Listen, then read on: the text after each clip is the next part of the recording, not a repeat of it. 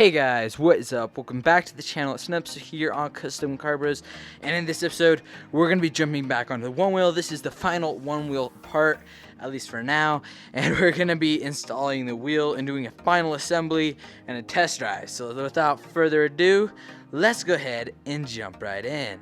So to start off, we're going to go ahead and install this wheel in this tire. If you watched the last episode, you'll know that we punctured our tube, so we went ahead and we ordered a new tire so we can go ahead and put that on. So let's go ahead and let's jump right in.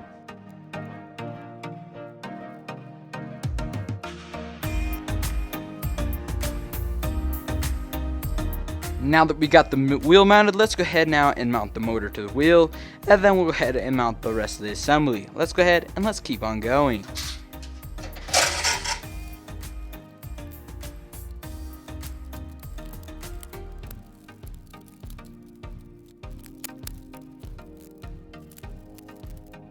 So now we're going to go ahead and remove this compartment right here and install a bunch of lipos.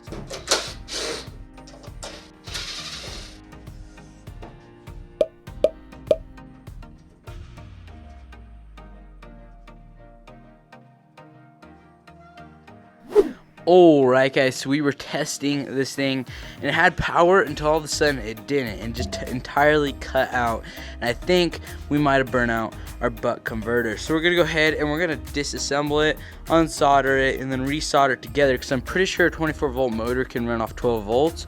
It just runs a little hotter, which is fine for testing because I can always order up a new buck converter.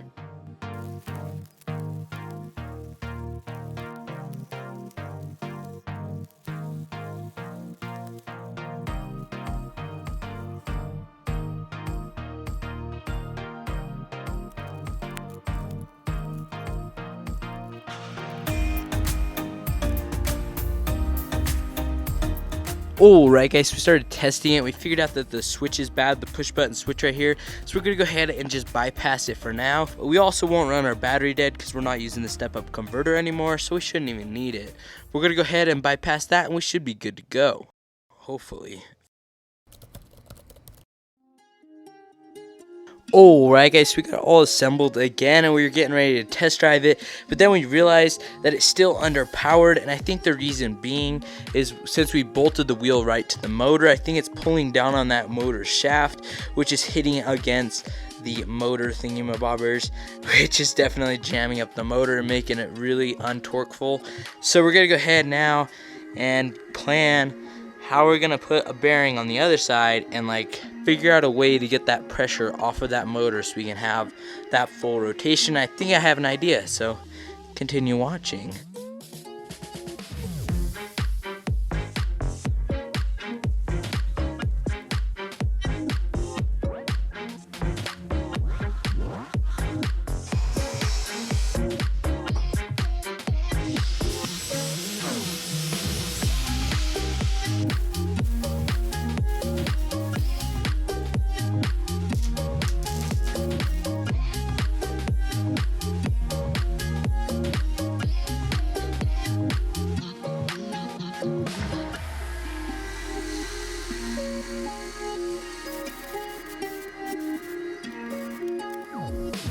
Alright, so now that we've got this all welded up, it looks really good. We went ahead and even wire brushed it.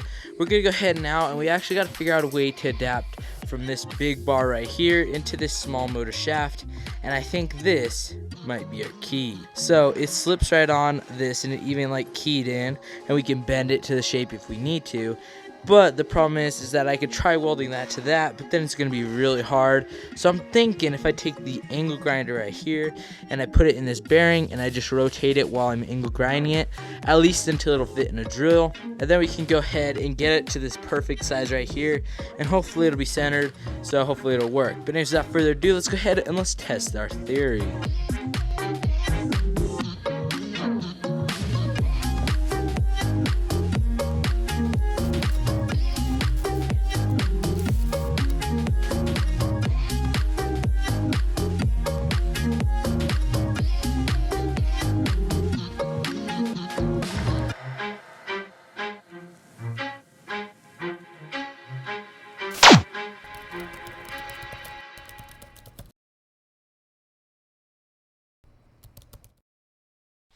Alright guys, so it is a couple of weeks later, and as I just said, the camera died and is no longer working.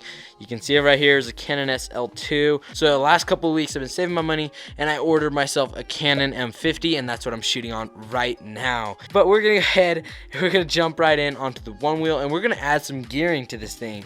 We're gonna be using this again. We removed it from the old Onewheel, as you see right there. This time in the same spot, but we're not going to be putting the motor all the way to one side over here or one side over there. We're just going to be moving it just a little bit to right here, flipping it around and putting it right here, and running a really small chain.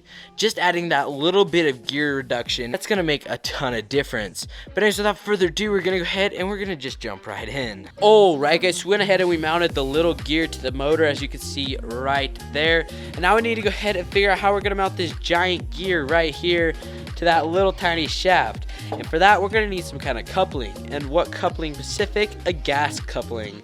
This is for like gas line in your house.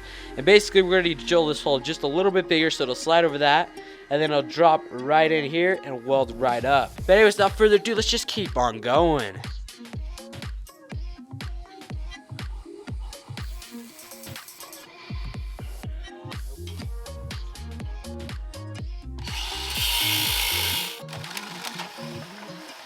If you look down that hole, it's pretty well aligned. Not bad if I say so myself. Now let's weld it.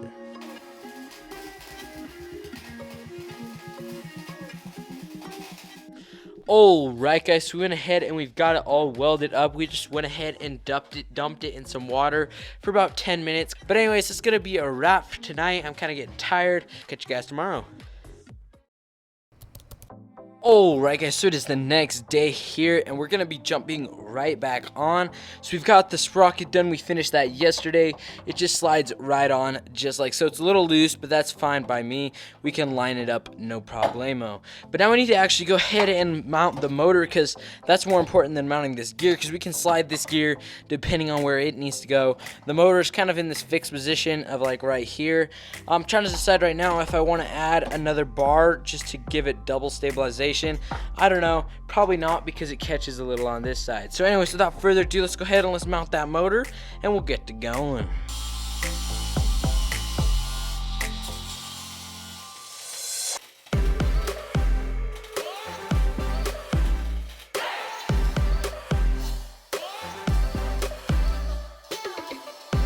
Alright, so there's a couple of days later, and we're gonna go ahead and jump right back in.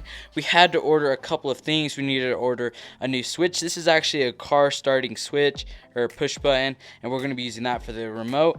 And then we also had to order a new chain, because this one right here broke. So anyways, to start off, we're gonna go ahead and jump right into Fusion 360 and design a handle for this push button. So let's go ahead and let's jump right in.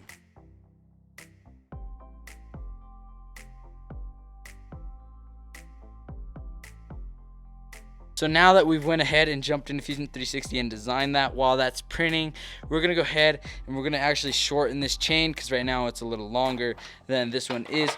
But this one actually has a coupling, so that'll make it a lot easier to shorten. So without further ado, let's go ahead and let's jump on in.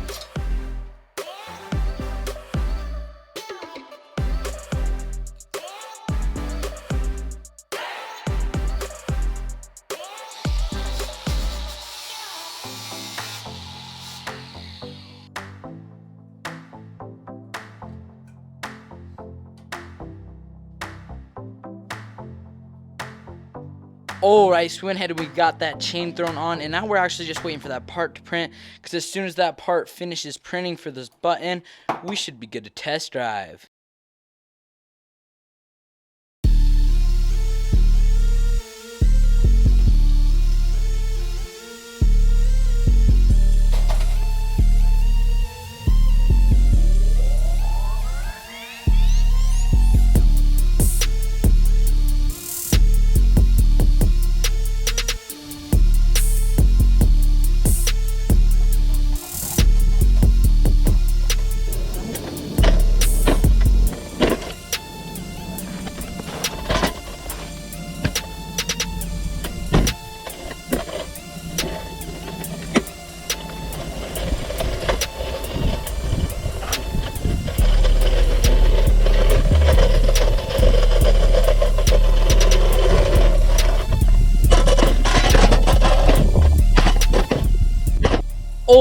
Alright guys, so we went ahead and we test drove it. We literally drove it over here onto this sidewalk, and my brother took it for a spin, but the switch broke, so it's not even working like it should. But that's alright. We're gonna actually replace that with an Arduino and an electronic speed controller, and we're actually gonna make this where when you lean forward, it goes forward, you lean back, and it stops.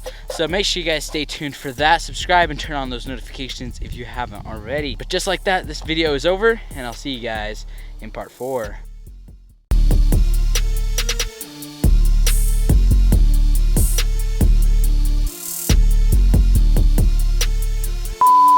So as soon as that